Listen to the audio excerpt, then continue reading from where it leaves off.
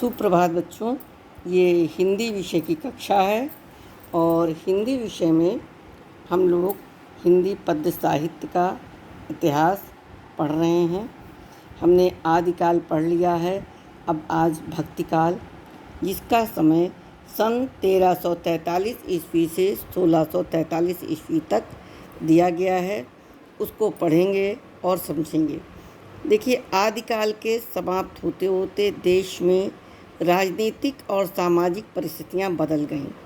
मुसलमानों का राज प्रतिष्ठित हो जाने पर परस्पर लड़ते रहने वाले छोटे छोटे राजा भी अब न रहे। इसी परिवर्तित परिस्थिति में भक्ति भावना का उदय हुआ। 14वीं शताब्दी के उत्तरार्ध में इस भक्ति भावना ने हिंदी काव्य को विशेष रूप से प्रभावित किया। इसी काल में भक्ति की शाखाओं का विकास हुआ। अध्ययन सुविधा हेतु इस काल के काव्य को 2 शाखाओं में विभाजित किया गया, निर्गुण शाखा और तथा सगुण शाखा। प्रथम की यानी निर्गुण शाखा की जो 2 शाखाएं थी, ज्ञानाश्रयी शाखा और प्रेमाश्रयी शाखा, और सगुण शाखा की द्वितीय की जो शाखाएं थीं, रामाश्रयी शाखा और कृष्णाश्रयी। इस प्रकार से 2 उपशाखाएं भी इनकी थीं। सबसे पहले हम निर्गुण भक्ति शाखा पढ़ेंगे। इसमें ब्रह्म ईश्वर के निराकार स्वरूप की उपासना की विधि अपनाई गई है। इसमें ज्ञानाश्रयी शाखा के प्रमुख कवि कबीरदास जी हैं और अन्य प्रसिद्ध कवियों में संत रविदास जिनको कहते हैं, नानक, दादू, मलुकदास, धर्मदास और सुंदरदास हैं।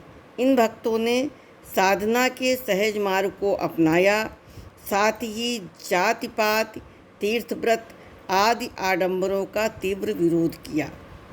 इनकी रचनाओं में साहित्यिक सौंदर्य चाहे अधिक न हो, किंतु भाव की दृष्टि से अत्यंत समृद्धशाली और प्रभाव उत्पादक हैं। इनकी भाषाएं पंचमेल साधुकड़ी हैं।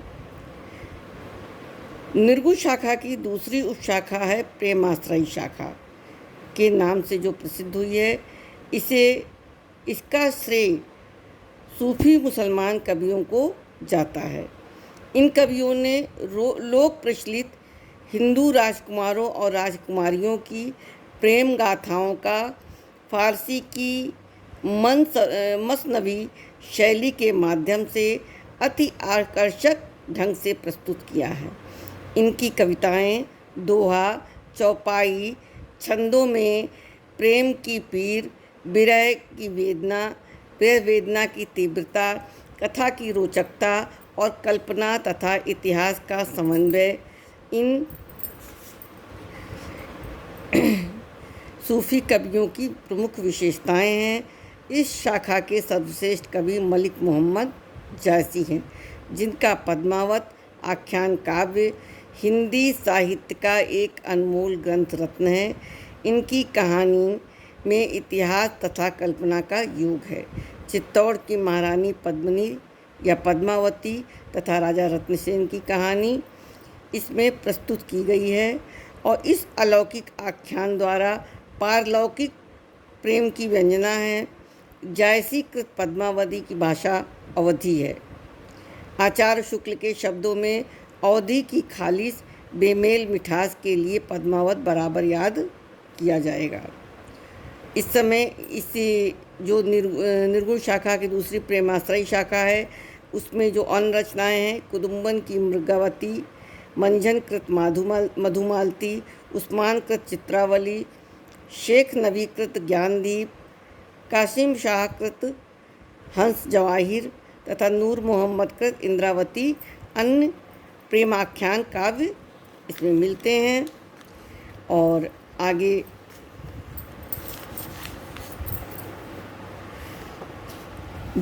सगुण भक्ति शाखा जो 11वीं शताब्दी में स्वामी रामानुजाचार्य भक्ति के क्षेत्र में अवतार भावना को प्रतिष्ठित कर चुके। इन्हीं के शिष्य परंपरा में 15वीं शताब्दी में स्वामी रामानंद जी हुए, जिन्होंने जनता की चित्तवृत्तियों को समझने का सत्प्रयास किया। और जनता के बीच राम भक्ति का प्रचार किया। रामानंद जी के शिष्य परंपरा में गोस्वामी तुलसीदास जी हुए, जिन्होंने दशरथ पुत्र मर्यादा पुरुषोत्तम श्री राम की शक्तिशील सौंदर्य रूप रामचरितमानस महाकाव्य में प्रस्तुत किया। राम भक्ति की यह पावन मंदाकिनी न जाने कितनों के मन का कलमश बहा ले गई। तुलसीदास जी द्वारा स्थापित लोक आदर्श और रामराज्य की महान कल्पना भारतीय समाज को ही नहीं, संपूर्ण विश्व को एक बड़ी देन है। ये महाकाव्य अवधी भाषा में लिखा गया है और इसमें जायसी द्वारा अपनाई गई दोहा चौपाई शैली का परिष्कृत साहित्यिक रूप मिलता है। रामचरितमानस की कथा का मूल स्रोत वाल्मीकि रामायण है। इस महाकाव्य में जीवन की सर्वांगीणता है। रचना कौशल, प्रबंध पटुता, भाव प्रवणता, रस, रीति, अलंकार, छंद आदि सभी दृष्टियों से ये उत्कृष्ट काव्य कृति कही जा सकती है। सगुण उपासना की दूसरी शाखा कृष्णाश्रयी शाखा कहलाती है। इसके अंतर्गत श्री कृष्ण के पूर्ण ब्रह्म के रूप में प्रतिष्ठा हुई।